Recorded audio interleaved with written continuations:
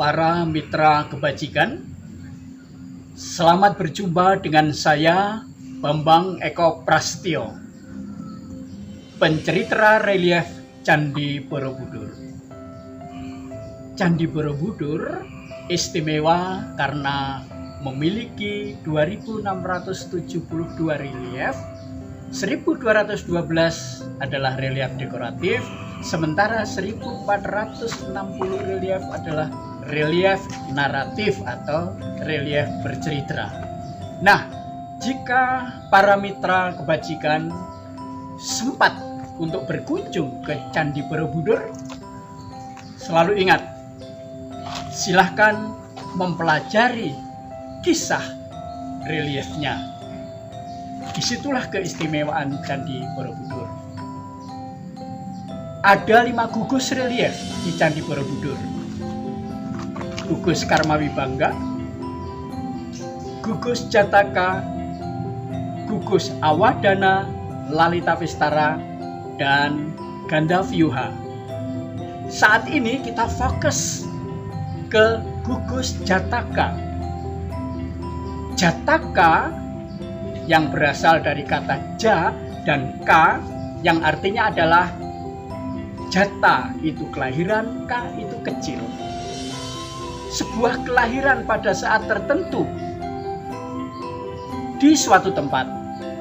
Oleh karena itu biasa dirumuskan kisah Jataka adalah kisah kelahiran masa lampau Bodhisatwa sebelum lahir Buddha Gautama. Salah satu kisah yang sore hari ini kita ikuti yakni Kulma Sapindi Jataka, memberi sedikit bubur gandum. Nah, saat itu warga negeri Kosala berkumpul di alun-alun kerajaan. Mereka menyelenggarakan sebuah acara yang didedikasikan untuk bersyukur kepada semesta atas kebajikan Sang Raja Kosala.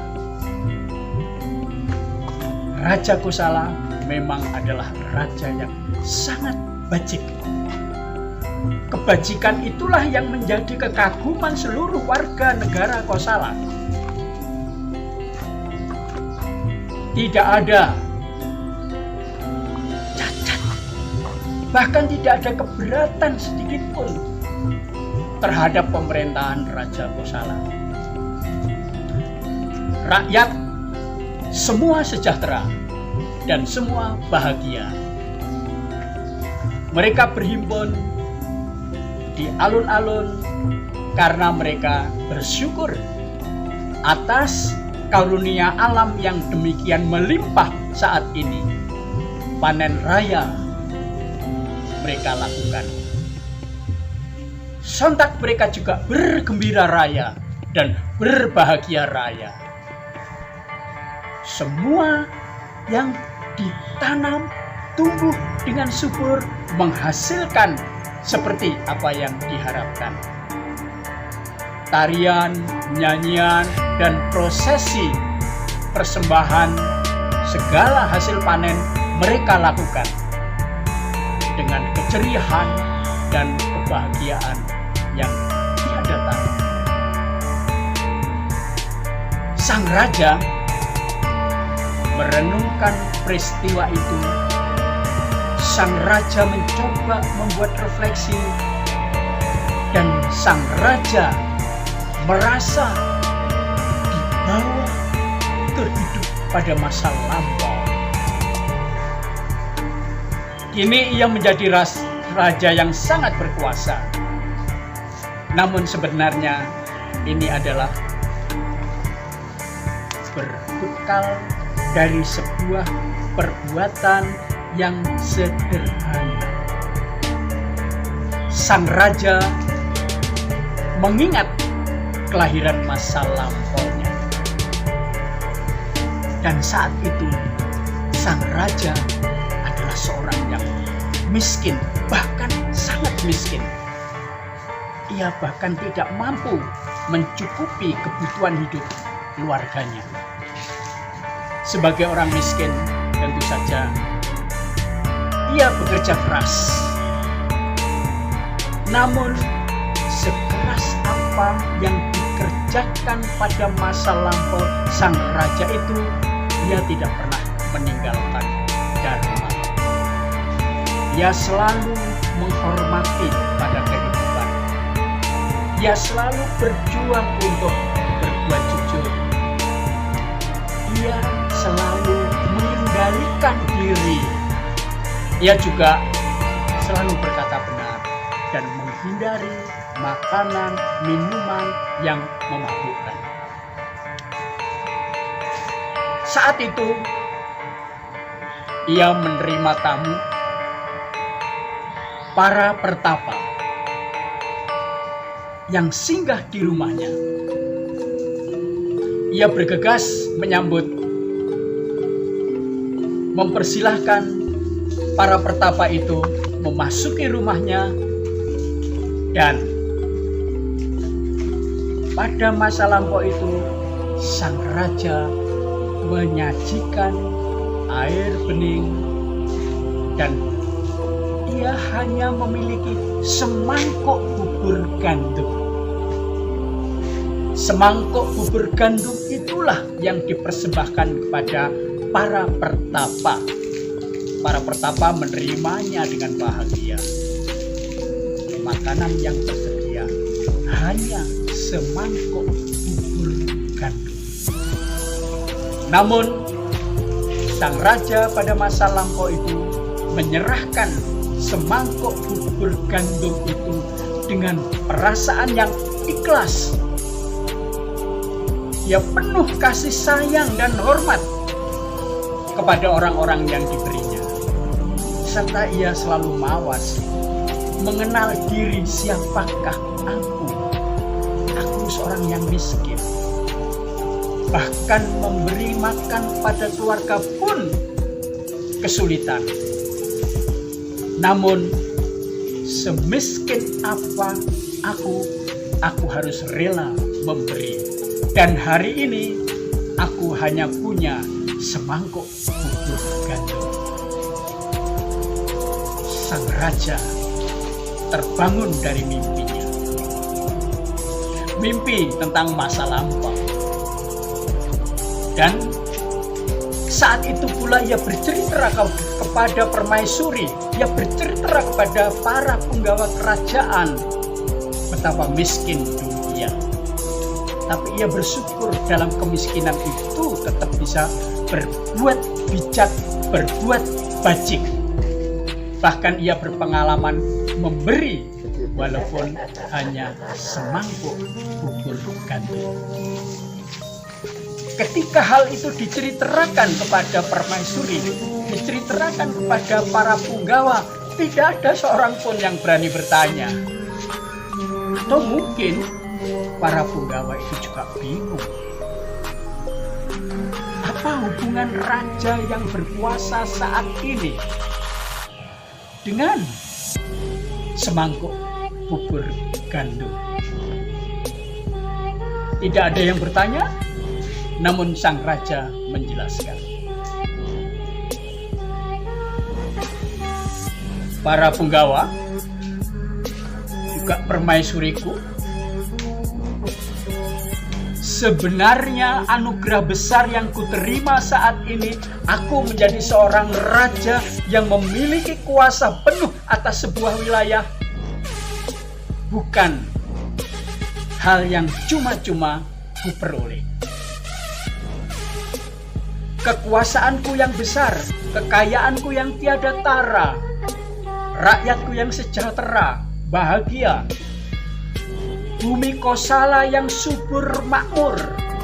Ini adalah merupakan akibat dari perbuatan masa lampau saya.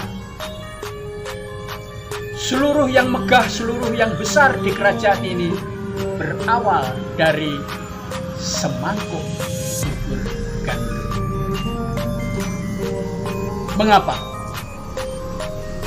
Walaupun sedikit yang bisa kita berikan kepada orang lain, walaupun nampaknya tidak berharga yang bisa kita berikan kepada orang lain, sebetulnya itu adalah upaya kita menghimpun kebajikan. Kebajikan inilah yang menjadi dasar keadaan hari ini dan juga keadaan pada masa yang akan datang. Maka bagi kita kapanpun tidak ada pilihan lain kecuali berbuat bajik. Kebajikan menurut kemampuan masing-masing. Jangan berpikir bahwa memberi itu adalah sesuatu yang sangat berharga. Jangan pernah juga berpikir bahwa memberi itu adalah harus dilakukan setelah kita berlimpah, setelah kita kaya raya, setelah kita bisa menabung harta segunung. Tidak. Memberi kapanpun bisa.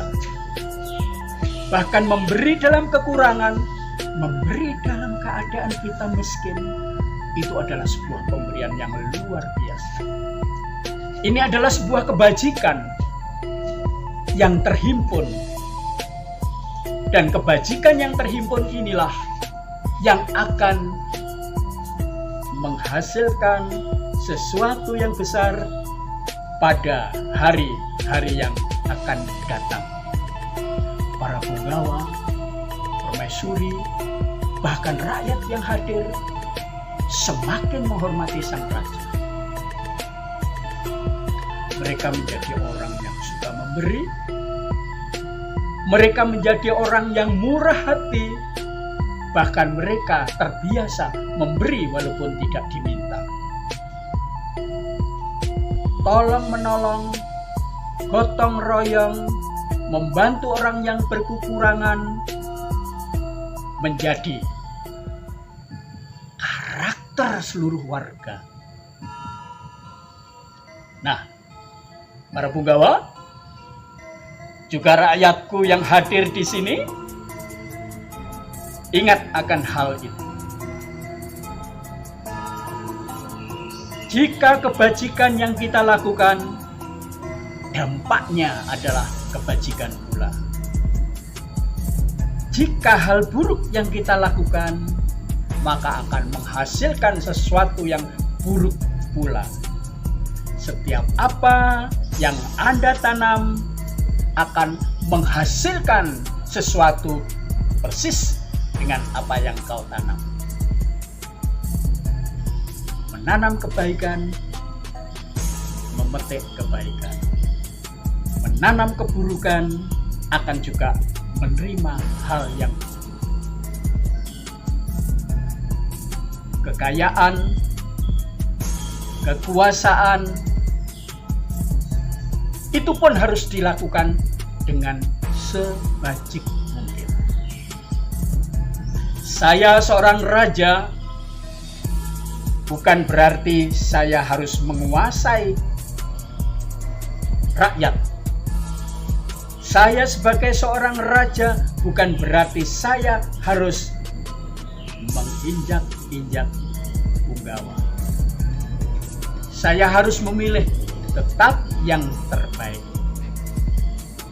Di depan kita harus terbiasa memberi teladan. Jika kita bersama-sama dengan siapapun, marilah kita bekerja sama, saling menolong dan bergotong royong yang merupakan jiwa dari warga negara kita. Dan selalu ingat, pada saat kita berada di belakang, kita juga harus mendukung, mendorong orang untuk berbuat baik, lebih baik. Dengan demikian, kita semua akan hidup dalam kesejahteraan dan kita semua akan bahagia. Para punggawa dan rakyat yang hadir pun permaisuri terkagum-kagum terhadap sang raja yang memang Dia adalah sang bodhisattva yang pada masa lampaunya memberi sesuatu yang nampak tidak berharga, semangkuk bubur gandum, tapi kini membuatnya ia menjadi penguasa dunia dan tetap bajik, tetap suka menolong, tetap selalu hidup bergotong royong sampai pada akhir hayatnya. Para mitra kebajikan, demikianlah kisah Gulma Sapindi Jataka yang berada di lantai 3 Candi Borobudur pada pagar langkan deret atas. Semoga kita segera bisa mencermati, mempelajari relief Candi Borobudur yang memang mengajak kita untuk selalu mengadakan refleksi, memperbaiki diri, membangun karakter untuk hidup bersama sebagai sesama manusia yang semuanya ingin sejahtera dan bahagia. Rahayu dan sampai jumpa pada kisah-kisah selanjutnya.